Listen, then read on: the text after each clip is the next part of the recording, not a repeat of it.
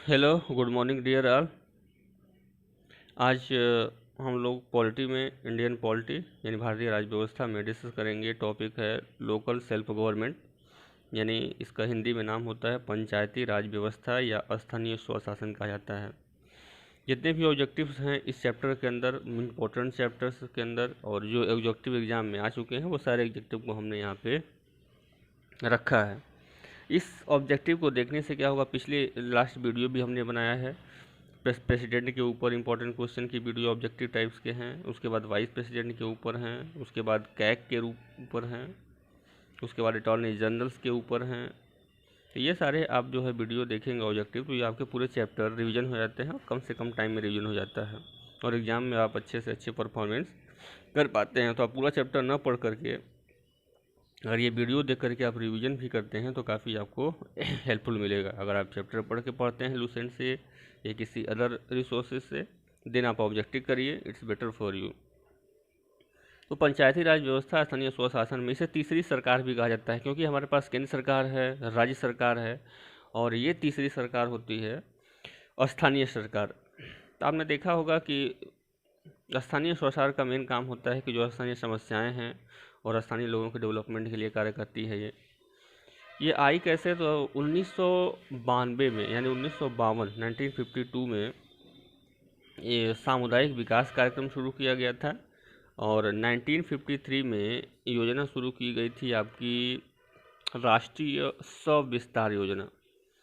तो ये जो दो योजनाएं की जो विकास तो उद्देश्य था मेन कि गाँव का विकास था, गाँव का डेवलपमेंट था, उसमें सुविधाओं पहुंचाने का काम था।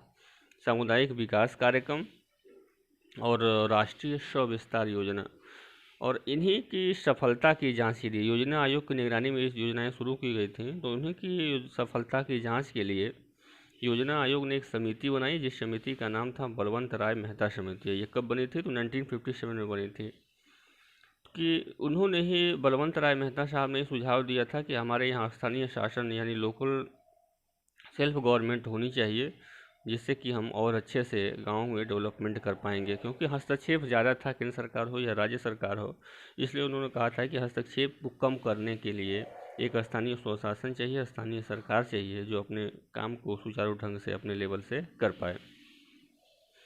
तो पंचायती राज व्यवस्था आप देखेंगे कि सामान्यतः दो भागों में इसको डिवाइड कर दिया जाता है। और पंचायती राज व्यवस्था का जो मेन होगा, पंचायती यानी ग्रामीण क्षेत्र पे जो होगा वो उसको पंचायत कहा जाता है, और जो शहरी क्षेत्र पर होगा, नगरीय क्षेत्र में होगा, उसको नगर पालिका कहा जाता है। तो स्थानीय स्वशासन दो लेवल पे की जाती है, ग्रामीण लेवल पे, एक शहरी लेवल पे। और ग्रामीण लेवल पे जो होगा वो पंचायत होगा, और शहरी लेवल पे जो होगा वो नगर पालिका होगा। पंचायती राज व्यवस्था जो है डीपीएसपी में आप देखेंगे आर्टिकल जो 40 है उसमें, और आर्टिकल 40 में इसको जगह मिली है। उसमें कहा गया है कि राज्य अपने यहाँ स्थानीय शासन की व्यवस्था कर सकता है, यानी पंचायत या नगर पालिका की व्यवस्था कर सकता है। इसका उद्देश्य क्या था, तो स्थानीय स्वशासन का इसका मेन उद्देश्य था लोकतांत्रिक विकेंद्रीकरण था, यानी लोकतांत्रिक विकेंद्रीकरण का था, डिसेंट्रलाइजेशन, यानी शासन का बंटवारा था इसका मेन उद्देश्य। आप देखेंगे कि थोड़ा सा स्थानीय स्वशासन के बारे में अगर बात करें तो स्थानीय स्वशासन का सबसे पहले जो हुआ था, लॉर्ड रिपन ने कहा दिया था, और लॉर्ड रिपन को ही father of local self government कहा जाता है, स्थानीय स्वशासन के जनक कहा जाता है। और ये 1882 में एक इन्होंने बिल लाया था। तो चलिए नेक्स्ट क्वेश्चन हम लोग आगे करते चले जाएंगे और इम्पोर्टेंट चीज़ें डिस्कस करते चलेंगे। पहला क्वेश्चन है यहाँ पे कि भारत में स्थानीय जो स्वशासन है, भारत में स्थानीय स्वशासन, तो उसके जनक कौन हैं? भारतीय इसमें स्थानीय स्वशासन के जनक कौन कहे जाते हैं? आपके पास ऑप्शन ए है, बी है, सी है एंड डी है। भारत में स्थानीय स्वशासन के जनक, इसमें आपका करेक्ट आंसर होगा ए, यानी लॉर्ड रिपन को भारतीय स्वशासन का जनक कहा जाता है, क्योंकि 1852 में इन्होंने ही बिल लाया था और इन्हीं के द्वारा स्थानीय स्वशासन की नींव पड़ी थी। ओके, दूसरा क्वेश्चन, सर्वप्रथम भारत में त्रिस्तरीय पंचायत व्यवस्था कब और कहाँ शुरू की गई? तो पंचायत व्यवस्था शुरू की गई थी सबसे पहले इंडिया में, अगर बात करें भारत में शुरू की गई थी, कब शुरू की गई थी और कहाँ शुरू की गई थी? तो आपके पास ऑप्शन ए है, बी है, सी है एंड डी है। 4 ऑप्शन है, तो जल्दी बताइए कि हमारे यहाँ भारत में सबसे पहले कब शुरू किया गया था, किस जिले में शुरू किया गया था। तो आप देखेंगे इसका जो शुरुआत की गई थी, तो गांधी जयंती के दिन तो करी गई थी 2 अक्टूबर को। तो 2 अक्टूबर 1959 यानी 1959 नागौर राजस्थान में किया गई थी। और जो गांव था उसका नाम था बगदरी गांव। बगदरी गांव राजस्थान के नागौर डिस्ट्रिक्ट के बगदरी गांव में 2 अक्टूबर 1949 में भारत में त्रिस्तरीय पंचायत की व्यवस्था शुरू की गई थी। ऑप्शन आपका यहाँ पे बी होगा। थर्ड, जल्दी। भारत में पंचायती राज व्यवस्था की शुरुआत किस भारतीय प्रधानमंत्री द्वारा की गई थी। भारत में पंचायती राज व्यवस्था की शुरुआत किसके द्वारा शुरू की गई थी। ऑप्शन है आपका A, B, C and D. Doctor Manmohan Singh, Pandit Jawaharlal Nehru, Lal Bahadur Shastri या इनमें से कोई नहीं। तो ऑप्शन आपका होगा बी, यानी पंडित जवाहरलाल नेहरू। 2 अक्टूबर 1949 में जो सबसे पहले रंगस्थार नागौर के राजस्थान में जो शुरू हुए थे, उसमें सबसे पहले त्रिस्तरीय हुई थी और इसमें जो है पंडित जवाहरलाल नेहरू के नेतृत्व में ही इसको शुरू किया गया था। और आंध्र प्रदेश आप समझेंगे दूसरा राज्य है, तो सब ज़्यादा श्रेय जाता है पंडित जवाहरलाल नेहरू जी को इसकी शुरुआत के लिए। आपका क्वेश्चन नंबर 4 है, त्रिस्तरीय पंचायत व्यवस्था की वकालत किस समिति ने की थी। हमारे देश में त्रिस्तरीय पंचायत व्यवस्था होती है। त्रिस्तरीय का मतलब होता है कि गांव के स्तर पे जो पंचायत होती है, उसके बाद प्रखंड के स्तर पे जो ब्लॉक लेवल पे, और तीसरा होता है डिस्ट्रिक्ट यानी जिला लेवल पे। तो ये त्रिस्तरीय शासन व्यवस्था की वकालत की थी, इसलिए कहा जाता है इसका त्रिस्तरीय पंचायत व्यवस्था। गांव स्तर पे और प्रखंड यानी ब्लॉक लेवल पे और डिस्ट्रिक्ट यानी जिला लेवल पे। तो त्रिस्तरीय पंचायत व्यवस्था की वकालत किसने किया था। तो त्रिस्तरीय पंचायत व्यवस्था की जो वकालत किया था वो किए थे option A, B, C and D. बताइए तीनों चारों ऑप्शन में से। तो इसमें ऑप्शन नंबर बी सही होगा, यानी बलवंत राय मेहता साहब ने त्रिस्तरीय पंचायत की व्यवस्था की शुरुआत करी थी या इसकी सिफारिश करी थी। 1957 में इन्होंने की एक समिति बनी थी और यही समिति होती है त्रिस्तरीय पंचायत की वकालत किया था। नेक्स्ट क्वेश्चन नंबर 5, 2 स्तरीय पंचायत व्यवस्था की वकालत यानी सिफारिश किस समिति ने की थी। कि हमारे यहाँ इंडिया में 2 स्तर की पंचायत व्यवस्था होनी चाहिए। ऑप्शन है आपके पास ए, बी, सी एंड डी। तो 2 स्तरीय पंचायत की व्यवस्था की वकालत यानी सिफारिश किस समिति ने की थी। तो चलिए जल्दी बताइए ए, बी, सी एंड डी। तो इसमें करेक्ट आंसर होगा आपका ए, यानी अशोक राय मेहता समिति ने ही 2 स्तरीय पंचायत व्यवस्था की थी। 2 स्तर यानी मंडल स्तर पे और जिला लेवल पे। मंडल लेवल पे आपका मंडल पंचायत और जिला लेवल पे जिला परिषद, ये तीन उन्होंने दिया था कि 2 स्तरीय, त्रिस्तरीय ना होकर के 2 स्तरीय मंडल पंचायत होना चाहिए और जिला परिषद होना चाहिए। तो नेक्स्ट क्वेश्चन आपका है क्वेश्चन नंबर 6, पंचायती राज व्यवस्था को संवैधानिक मान्यता की वकालत किस समिति ने दी थी। लागू तो हो गया लेकिन इसका संविधान में भी जिक्र होना चाहिए, जिससे कि इसको सभी लोगों को अच्छे से सुचारू रूप से लाभ मिल सके। कोई भी संवैधानिक संस्था होती है तो संविधान के हिसाब से चलती है, अपने मन से नहीं चलती है। तो इसलिए पंचायती राज व्यवस्था को संवैधानिक मान्यता की वकालत किया था। उन्होंने कहा था कि जब तक ये संवैधानिक मान्यता इसकी नहीं दी जाती है तब तक ये अच्छे से परफॉर्मेंस या परफॉर्म नहीं कर पाएगा। आपके पास ऑप्शन ए है, बी है, सी है एंड डी है। 4 ऑप्शन आपके पास हैं, तो बताइए पंचायती राज व्यवस्था को संवैधानिक मान्यता की वकालत किस समिति ने किया था। किस समिति ने कहा था कि उसको संविधान मान्यता मिलती। तो इसमें करेक्ट ऑप्शन होगा आपका सी, यानी LM सिंघवी, जिसको कहा जाता है लक्ष्मीमल सिंघवी समिति। लक्ष्मीमल सिंघवी समिति ने पंचायती राज व्यवस्था को संवैधानिक मान्यता की वकालत किया था। लक्ष्मीमल सिंघवी समिति, LM सिंघवी समिति। ये आप समिति जो बनी थी 1986 में, यानी 1986 में ये समिति बनी थी और इस समिति ने कहा था कि हमारी जो पंचायती राज व्यवस्था है इसको एक संवैधानिक मान्यता दिया जाए। और इन्हीं के द्वारा संवैधानिक मान्यता में ही 73वां संविधान संशोधन किया गया था। 73वां संविधान में आपको पंचायत को, 74वां संविधान संशोधन में नगरपालिका को संवैधानिक दर्जा दिया गया था।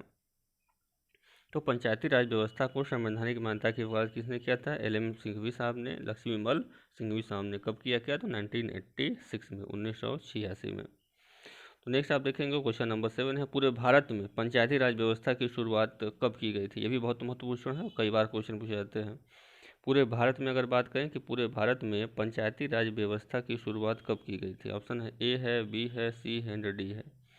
4 ऑप्शन आपके पास दिया गया है। तो पूरे भारत में जो पंचायती राज व्यवस्था की शुरुआत करी गई थी वो ऑप्शन नंबर ए यानी 24 अप्रैल 1993 में पूरे भारत में पंचायती राज व्यवस्था की शुरुआत कर दी गई थी। तो पंचायती राज व्यवस्था अब यहीं पे आप देखेंगे, इसीलिए 24 जो अप्रैल होता है, 24 अप्रैल को मनाया जाता है पंचायती राज दिवस के रूप में। तो पूरे भारत में पंचायती राज व्यवस्था की शुरुआत 24 अक्टूबर 1993। नेक्स्ट क्वेश्चन है क्वेश्चन नंबर 8,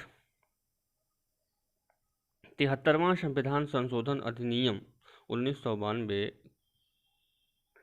किसके लिए लाया गया था, यानी पंचायत के लिए या नगर पालिका के लिए। 73वां संविधान संशोधन किसके लिए, option A, B, C and D. Panchayat, nagar palika या दोनों या इनमें से कोई नहीं। तो 73वां संविधान संशोधन अधिनियम जो था 1992 में आया था और 93 में लागू हुआ था। अधिनियम की बात करें, एक्ट की बात करें तो एक्ट पहले आता है, इसके बाद बिल पास होता है और कानून बन जाता है। तो संविधान संशोधन अधिनियम जो लाया गया था वो 1992 में लाया गया था। ये किसके लिए था, तो ऑप्शन नंबर बी यानी ये पंचायत के लिए था। इसमें व्यवस्था किया गया था कि पंचायत को संवैधानिक संस्थान बनाया जाएगा 73वां संविधान संशोधन में। और ये कब किया गया था, तो 1992 में संशोधन किया गया था। नेक्स्ट ऑप्शन है आपका, नेक्स्ट क्वेश्चन, 74वां संविधान संशोधन अधिनियम 1992 किसके लिए लाया गया था, तो नगर पालिका या पंचायत या दोनों के लिए। 74वां संविधान संशोधन 1992 में लाया गया था और नगर पालिका पंचायत के लिए नहीं, पंचायत आपने देख ही लिया था, तो ये किसके लिए होगा, बिल्कुल ऑप्शन ए सही है, नगर पालिका के लिए। तो 73वां और 74वां दो संविधान संशोधन हुए थे जिससे कि पंचायती राज व्यवस्था को संवैधानिक दर्जा दिया गया था। पंचायत आप देखेंगे भाग 9 में है और नगर पालिका को भाग 9 के ए में रखा गया है। अब अनुसूची की बात करें तो 11वीं अनुसूची में आपको पंचायत को रखा गया है और 12वीं अनुसूची में नगर पालिका को रखा गया है। नेक्स्ट क्वेश्चन हम देखते हैं कि नगर पालिका एवं पंचायत क्रमशः किस भाग में, देखिए क्वेश्चन ही आपके सामने आ गया कि नगर पालिका एवं पंचायत किस भाग में है, भाग कौन सा होगा। तो पहला आपके पास ए है, बी है, सी है, डी है। 4 ऑप्शन आपके पास दिए गए हैं कि नगर पालिका और पंचायत क्रमशः किस भाग में है। तो आप देखेंगे कि पंचायत आपका भाग 9 और नगर पालिका 9A में है। तो यहाँ पे नगर पालिका है तो यानी 9A में नगर पालिका, 9A में और पंचायत 9 में। तो ऑप्शन नंबर बी यहाँ पे करेक्ट होगा, बिल्कुल सही आपने बताया है।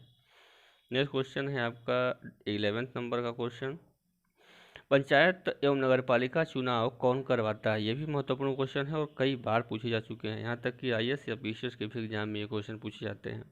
तो पंचायत और नगर पालिका का चुनाव कौन करवाता है, ए है, बी है, सी है एंड डी है। 4 ऑप्शन आपके पास दिए गए हैं। तो पंचायत एवं नगर पालिका का चुनाव राज्य चुनाव आयोग नहीं बल्कि यहाँ पे होगा राज्य चुनाव आयोग, स्टेट इलेक्शन कमीशन करवाता है पंचायत एवं नगर पालिका का चुनाव।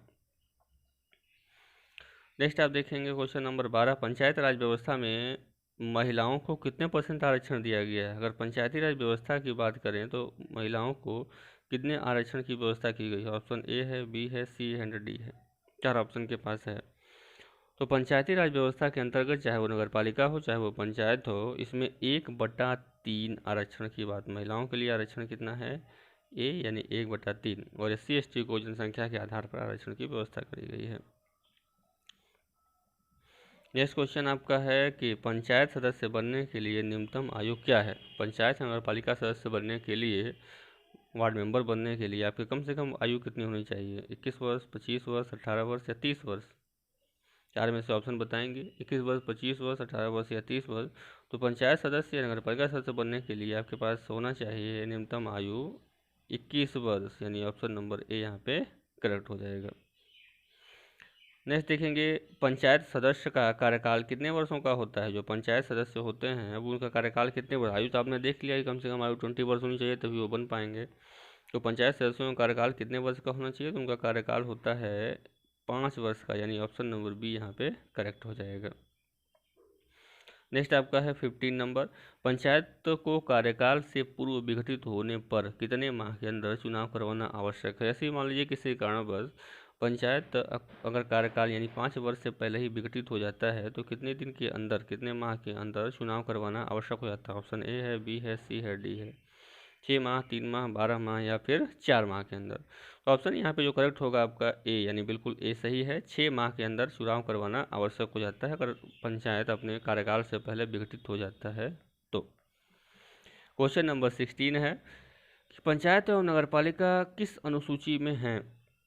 तो पंचायत और नगरपालिका जो आपको मिलेंगे किस अनुसूची की बात कर रही है। हमारे संविधान में 395 अनुच्छेद, 22 भाग और 12 अनुसूचियां हैं, तो उसी अनुसूचियों की बात कर रही है। तो किस अनुसूची में है, तो अनुसूची जो है 11 में आपको पंचायत मिलेगा और 12 में नगरपालिका, यानी ऑप्शन नंबर सी करेक्ट है। 11 और 12 पंचायत और नगरपालिका की अनुसूची है 11 एवं 12, तो ऑप्शन नंबर सी यहाँ पे राइट होगा। क्वेश्चन नंबर 17 है पंचायती राज दिवस किस दिन मनाया जाता है। हमने आपको इससे पहले वाला क्वेश्चन में बताया था और क्वेश्चन था कि पूरे भारत में पंचायती राज व्यवस्था की शुरुआत या लागू कब कर दिया गया था। तो 24 अप्रैल 1993 को हमने वहां बताया भी था कि पंचायती राज किस दिवस मनाया जाता है। तो पंचायती राज दिवस मनाया जाता है 24 अप्रैल को, क्योंकि इसी दिन पूरे भारत में पंचायती राज व्यवस्था की शुरुआत करी गई थी, यानी कि option number A is correct. Next है पंचायती राज विषय है। देखिए जो शक्तियों का बंटवारा किया गया है, वो शक्ति का विभाजन किया गया है, उसके लिए सूची बनाई गई है कि किस सूची पे। तो केंद्र सूची, राज्य सूची, समवर्ती सूची और इनमें से कोई नहीं, 4 ऑप्शन पर हैं। तो जो सूचियां होती हैं, केंद्र सूची का जो विषय होता है उस पर केवल केंद्र सरकार कानून बनाती है। राज्य सूची में जो विषय होते हैं उस पर राज्य सरकार कानून बनाती है, और समवर्ती सूची का विषय होता है वो दोनों उस पर मिलकर दोनों कानून बनाते हैं। तो केंद्र सूची, राज्य सूची और समवर्ती, तो जो पंचायती राज का जो विषय है इस किस सूची के अंतर्गत आते हैं, केंद्र सूची के विषय में, राज्य सूची के विषय में या फिर समवर्ती सूची के विषय में। तो जो हमारा पंचायती राज व्यवस्था है ये ऑप्शन नंबर बी यानी राज्य सूची के अंतर्गत आता है। तो बिल्कुल सत्य है आपका option, option number B is the correct. Question number 19, विकेंद्रीकरण शासन प्रणाली की सिफारिश किसने की थी। विकेंद्रीकरण, डिसेंट्रलाइजेशन ऑफ गवर्नमेंट, यानी जो स्थानीय स्वशासन की वकालत, स्थानीय अगर ये कहें कि स्थानीय शासन व्यवस्था की शुरुआत करने के लिए सिफारिश किसने किया था। तो अभी इससे पहले भी आपने बताया था कि बलवंत राय मेहता साहब ने ही सिफारिश की थी कि चूँकि सेंट्रल गवर्नमेंट, स्टेट गवर्नमेंट का हस्तक्षेप बहुत ज़्यादा होने से गाँव तक या स्थानीय लोगों तक इस विकास का वो एडवांटेज है, वो लाभ है, पहुंच नहीं पा रहा है। इसलिए स्थानीय लेवल पे गवर्नमेंट होना चाहिए स्थानीय स्वशासन के लिए। तो बलवंत राय मेहता से नहीं विकेंद्रीकरण की सिफारिश की थी। तो option number C is correct. Question number आप 20 देखेंगे कि पंचायत को डीपीएसपी के किस अनुच्छेद में रखा गया है। डीपीएसपी जो होता है directive principle of state policy कहा जाता है, या इसको हिंदी में कहते हैं राज्य के नीति निर्देशक तत्व। आप इसको देखेंगे तो भाग 4 में रखा गया है। भाग 1 में क्या है, तो भाग 1 में केंद्र एवं उसके राज्य क्षेत्र हैं, भाग 2 में नागरिकता है, और भाग 3 में क्या है, तो भाग 3 में मूल अधिकार आपको दिए गए हैं। भाग 4 में क्या है, तो भाग 4 में आपका यही डीपीएसपी है, यानी राज्य के नीति निर्देशक तत्व। भाग 4 के ए में क्या है, तो भाग 4 के ए में आप देखेंगे तो मूल कर्तव्य हैं, मौलिक कर्तव्य, जो इनकी संख्या वर्तमान में 11 है। भाग 5 में क्या है, तो भाग 5 में केंद्र है, और भाग 6 में क्या है, तो भाग 6 में राज्य है। भाग 7 क्या है, तो भाग 7 को समाप्त कर दिया गया है। भाग 8 क्या है, तो भाग में 8 में है आपका केंद्र शासित प्रदेश जो आते हैं, यानी यूनियन टेरिटरीज को रखा गया है। तो आप यहाँ से बहुत इंपॉर्टेंट याद कर सकते हैं। तो पंचायती राज व्यवस्था जो है आपका डीपीएसपी यानी राज्य के नीति निर्देशक तत्व, directive principle of state policy के अंतर्गत किस अनुच्छेद में रखा गया है। तो पंचायत को अनुच्छेद ए बी सी यानी A B C D 4 option आपके पास हैं, तो बिल्कुल सही है ऑप्शन, ऑप्शन नंबर बी यानी आर्टिकल 40 ही आपका बिल्कुल करेक्ट होगा। आर्टिकल 40 में कहा गया है कि राज्य अपने यहाँ पंचायती राज व्यवस्था लोकल सेल्फ गवर्नमेंट की व्यवस्था कर सकता है और करता है, और इसमें जो चेंजेज होते हैं वो राज्य के विधानमंडल करते हैं। सारे चेंजेज जो होते हैं, चाहे वो कार्यकाल के बारे में बात हो, चाहे एज के बारे में बात हो, ये सब चीज़ संविधान में जिक्र है। अगर इसमें इसके अलावा कोई पॉइंट आते हैं तो राज्य का विधानमंडल जिक्र करता है। तो पंचायती राज किस अनुच्छेद में है, तो अनुच्छेद 40 के अंतर्गत आता है, जो DPSP के अंतर्गत है।